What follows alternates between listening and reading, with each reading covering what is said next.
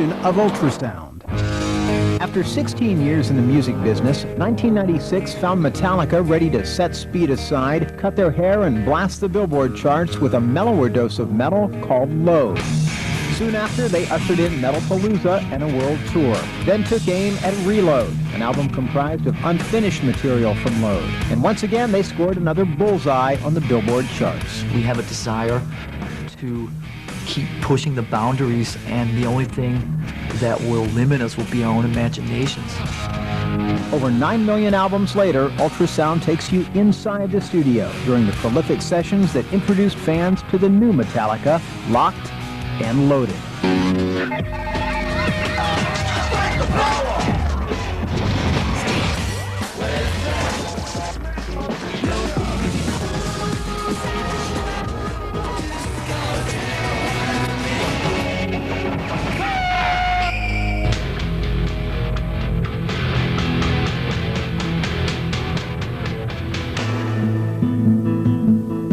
I think a lot of bands, without knowing it, kind of dig themselves too much of a rut. They're just a little afraid to expand or to take a step forward. I don't think we've ever been afraid of that. There's a certain dynamic between the four of us that seems to keep the spark alive. The thing that has kept Metallica going so long, and it's kind of been our secret. I mean, it's how, everybody's always wants to be there for the other three guys. Nobody ever wants to let the other three guys down. We get older, and that's okay. We change, and that's okay, as long as it's natural. Metallica has always been the thinking dudes metal band, punky but intricate too. Early Metallica tracks, in fact, were so fiendishly multi-metered the guys themselves could barely keep up in concert. But that's history. The song's real raw in terms of it just has two guitars, drums and bass, a couple of vocal effects and stuff like that. Whereas the rest of the album ranges over many stylistic strategies, right? Well, Stylistic strategies. I like that one. That's a pretty good one. well put there, Kurt. And it's like In other words, it's a complete mess. Free fall. With its last album still on the Billboard Top 100 chart 5 years after its release, Metallica has stripped its surefire sound way down for an unusual new album called Load.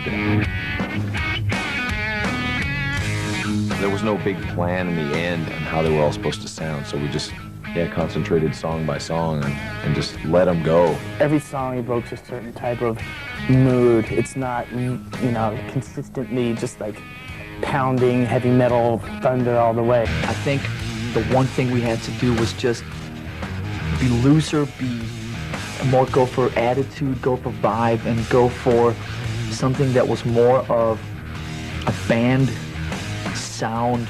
I think listening to some of the earlier records, it definitely sounds like the Ulrich Hetfield experience. The Hetfield-Ulrich experience began in Los Angeles in 1981, a time when glam was king, or queen, and two young locals found themselves united in dismay, angry young singer James Hetfield and transplanted Danish drummer Lars Ulrich. I came from Europe. I was listening to a lot of the European stuff that was going on at the time. I landed in the land of REO Speedwagon and Styx and Kansas, and I'm just going like, ah! We loved punk music, and it just didn't have enough musicianship to it, so we basically added some. Hetfield and Ulrich hooked up with Dave Mustaine, a speed demon guitarist with a major mouth, and brought in bassist Ron McGovney to form the maiden lineup of Metallica in October 1981.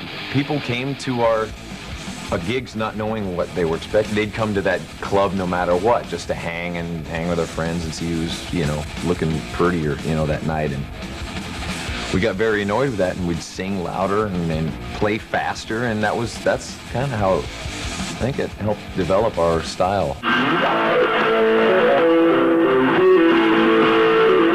So Metallica was working, but something was lacking in the band's lineup, and while watching another group at the famous Whiskey one night, they discovered what it was: bassist Cliff Burton. So we saw this big mop going, and we had this wah going, and fingers and hair were flying, and we just thought that was so cool and so unique, and we had to have the guy. He really had been studying music at a college up in San Francisco and stuff, and really started introducing James and me to things like harmonies and melodies and stuff like that. My name is Donna Davis, and I'm here with Metallica, the hot new heavy metal band from LA. And let's have them start with their name and what they do in the band. And let's start with you. James Hetfield, rhythm guitar and vocals. Lars Ulrich, drums and Dave Mustaine, lead guitar. Cliff Burton, bass guitar.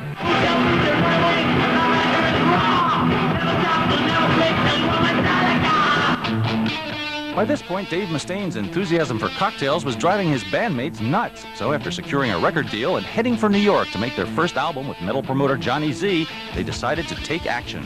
As soon as we got to New York, it's like, hi, Johnny Z, or, we're Metallica, and what kind of sack our lead guitar player? Whoa, In giving Dave Mustaine the axe, Hetfield and Ulrich were, shall we say, unhampered by sentiment. we had booked him a bus ticket like 10 in the morning, and like at 9:15 or something, it's like, Dave, wake up, we gotta talk. And so basically we woke him up, and he was still sort of rubbing, sleep out of his eyes. Babe, you gotta go home. And then And you gotta go on a bus. Well, yeah, Dave, you gotta go home. And then the infamous, this lingers, this is like famous, this question. He goes, when does my plane leave?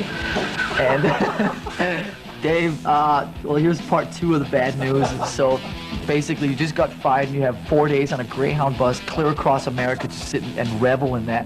I initially got the call on April Fool's Day, so I thought it was an April Fool's Day joke. I was on the can. About midnight, Kirk shows up, and he sets up his equipment. It was actually the first time I'd ever been out of California. Really? Yeah. I was scared shitless. And it's like New York. It's like, wow, this place is really big and dirty. The first song we played was Seek and Destroy, and we got to the guitar solo, and 10 seconds into it, me and James just looked at each other, and that was it. Done. End of story.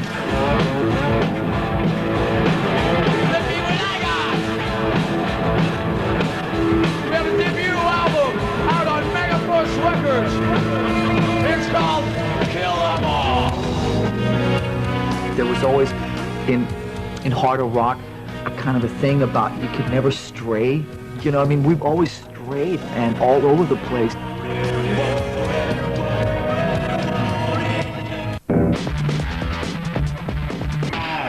On the way to somewhere is always the best time you can come up with lyrics. So, a paper right there ready to write away, and a little pen handy right there. Going back and forth to Lars's and I'd be late going there. Stop at Wendy's. I'd be eating a burger, talking on the phone, and writing down lyrics. What's on your mind writing-wise these days? What are the themes of some of these songs? The themes lyrically? Yeah. Vagueness.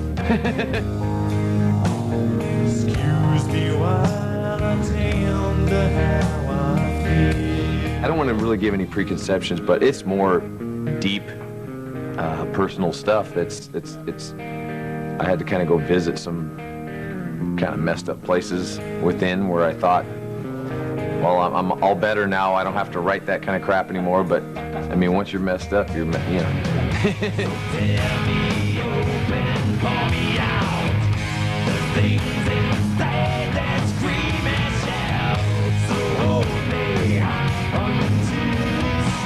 A lot of those old records were so thematic, and there was all these visuals and all these major, almost, just messages and all this kind of heavy-duty political stuff. And we really got kind of bored with that. And I think at the same time, James felt more comfortable opening up and letting some of his really innermost bizarre stuff out. I just wish that people would just go past, what they think Metallica is about, heavy metal, thunder and lightning, Satan, and listen to the music. There was always, in harder rock, a kind of a thing about you could never stray.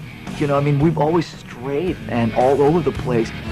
Metallica started straying on its second album, Ride the Lightning. The band had signed with new management and a new major label, and it wasn't about to start bowing down before the usual hard and fast metal stereotypes. In 1984, when we put a ballad, Fade to Black, on our second record, people were freaking, okay? And we just said, right there, this is how it's gonna be. There are no parameters that keep us in. Releasing its third album, Master of Puppets, in 1986, Metallica embarked on a career-changing tour with metal god Ozzy Osbourne. The Puppets album rose to number 29 on the Billboard chart, and with this success, the band soon found itself answering to the inevitable charge of selling out. We do what we want to do, you know. If they consider that selling out, then whatever.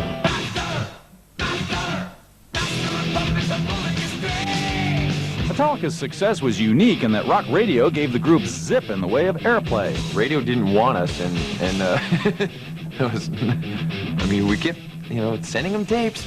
As for the hot new promotional medium of music video, well, Metallica dismissed it as lame. Oh, you had like these guys playing, and then they'd have all these girls in bikinis, you know, prancing all around. That became like a rock standard for a while, and we didn't want anything to do with that. Metallica was also fighting the popular image of metal itself, of a dark cult genre devoted to death and Satanism, music for losers. Hey, one more thing about Metallica, I'm gonna slam you in the nail.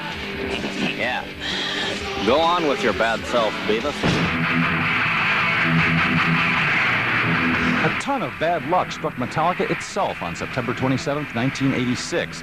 While touring Europe, the band's bus skidded off an icy road, and bassist Cliff Burton was killed.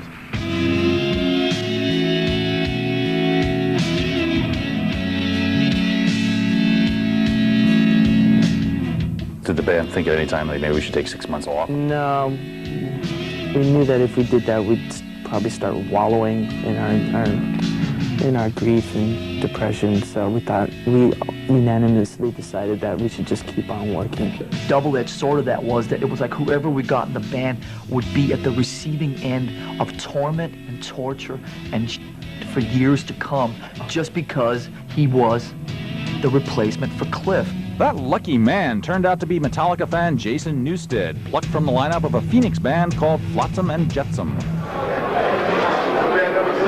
Hey, let's go. Just because he was in the mix, now he thinks we have to wait for him. Okay, guys.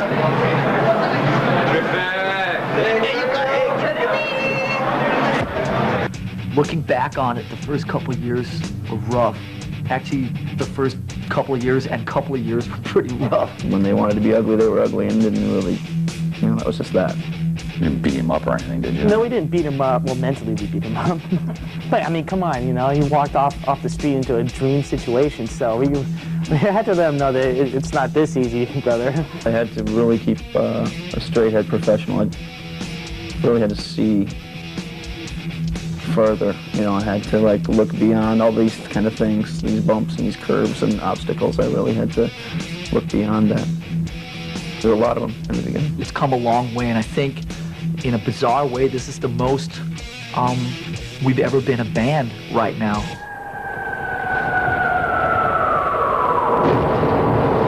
What is democracy? It's got something to do with young men killing each other, I believe. In 1988, Metallica released a new album, And Justice for All, mounted a worldwide tour, and finally came up with a video concept they liked. The story of a young man who goes off to war and comes back a vegetable. I can remember sitting on the couch, and one would come on, and then afterwards, a DJ will say, well, on a lighter note, we have... and I knew we had touched a chord.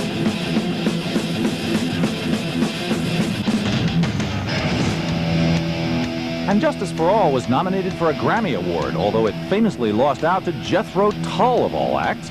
But the critical tide was turning, as even New York Times writers began hailing Metallica's complex arrangements and pointed lyrics. Hey, look. We're in Rolling Stone. Isn't that exciting? See? We made it into Rolling Stone. We peaked. Can only go down from here. I knew we had a really good record, and I knew that it was going to do well. I would never in a zillion years think that 5 years later it's still hovering in the top 100.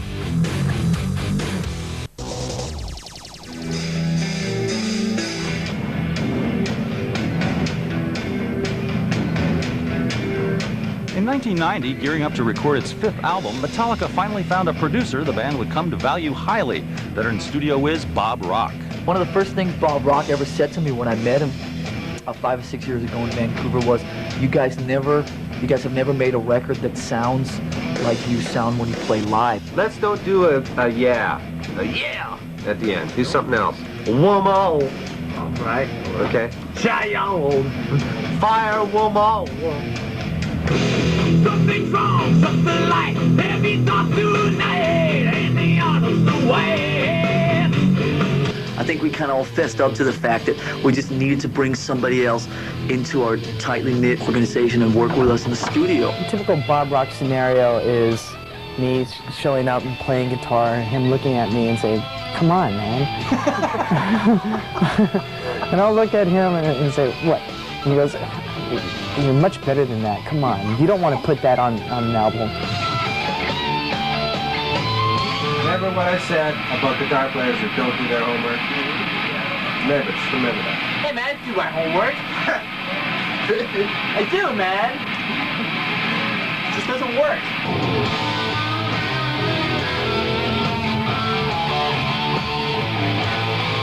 The resulting record, officially called Metallica, unofficially the Black Album, was unveiled at a fan listening party at New York's Madison Square Garden. And it was a smash, going to #1 and finally winning a Grammy Award for Best Metal Album. Let's see, I think the first thing we got to do is, obviously, like you guys were expecting, is we got to thank Jethro Tull for not putting out an album this year, right?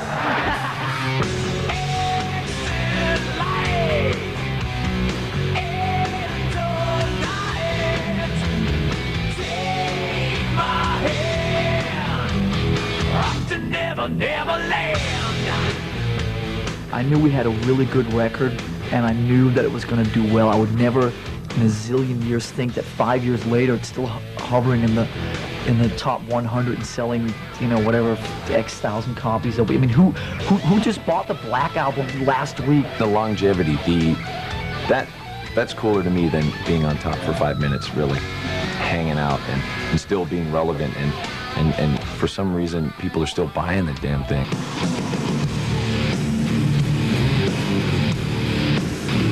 The unending popularity of the Black Album wound up keeping Metallica on the road for 2 whole grueling years.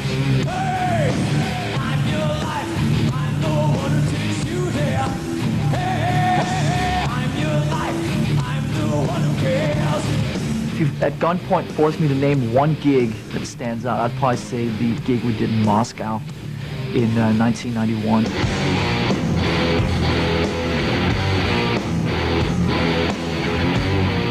This was just elevated one step more than anything I've ever seen of us, and working with an audience, and it was that whole experience was truly amazing. After cranking out some 400 shows, the members of Metallica decided to take a whole year apart from each other before starting work on Load. The sound on this record seems to indicate sort of a happier group. Do you feel happier than you were 15 years ago? I don't know about happier. Less unhappy. Maybe. Has the songwriting process changed? The actual songwriting process hasn't changed that much. It's still me and James who sit with the material. It's still me and James who put the songs together, the basic arrangements, everything like that. I think this time around we ended up using more stuff of Kirk's. And all the whitehead stones and rolls like Georgia cotton. Let's play Guess Who's Not in the Room. Bob! Producer Bob Rock was back on board for Load, of course, and Metallica itself was a changed band, rested, mature, and operating now with a new, more democratic spirit. It's like a band, you know? It's very weird, you know? Yeah, Lars and I back off a little and let them take a little control, you know, over their own, you know, parts. They kind of let down the guard a little bit and maybe let a little bit more responsibility go to the other cats in the band, Kirk and myself, and let us be able to, you know, voice our opinions and really show our stuff this time. I mean, we're really doing everything backwards. Do you know what? I mean, most people they start as a band and then a couple of guys take over and then everybody blows up. But we kind of, you know, started with a couple of guys running the show, and then it becomes a band, and now it's like a tighter thing than it's ever been before. It's kind of weird.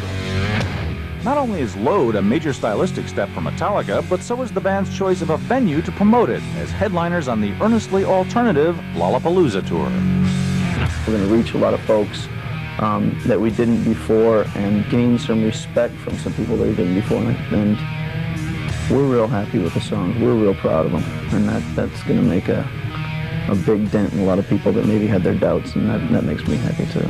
Musically, I think we're in a position right now where we could go anywhere and people would not necessarily maybe like it, but at least respect it. And I think that that's important.